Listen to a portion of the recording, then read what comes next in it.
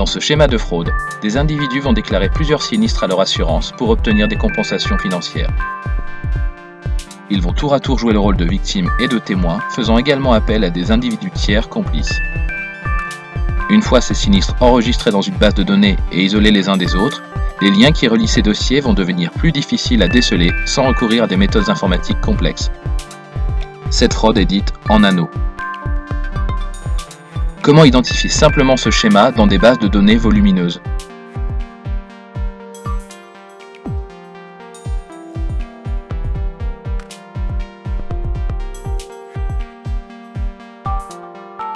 Nous nous rendons dans la base des sinistres.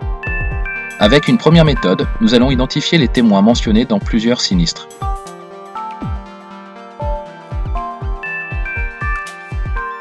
Nous allons créer deux objets identiques comportant le numéro de sinistre, le nom du client et celui du témoin.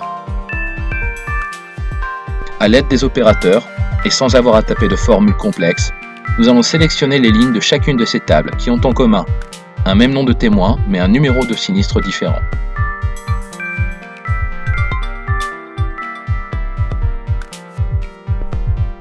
Nous obtenons 12 résultats qui répondent à ces conditions.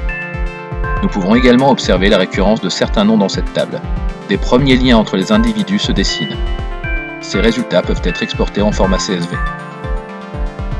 La recherche par similarité est une propriété du Data Navigator qui permet, sans code ni formule, de mettre en évidence des liens entre les objets d'une base.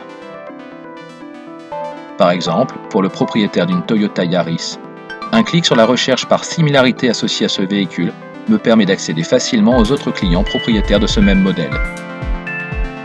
Nous allons maintenant appliquer cette propriété au nom des témoins cités pour un client qui apparaissait à plusieurs reprises dans la table précédente.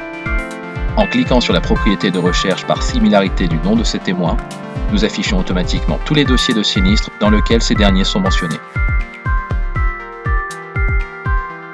À l'aide de ces numéros de dossier, nous pouvons désormais accéder aux informations relatives à l'ensemble de ces sinistres.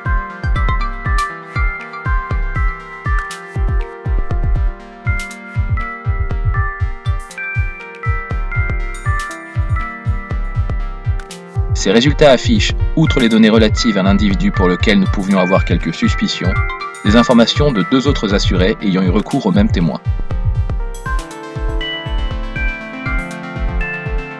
Nous avons pu identifier ce qui semble être un schéma de fraude en anneaux de manière intuitive et en quelques clics.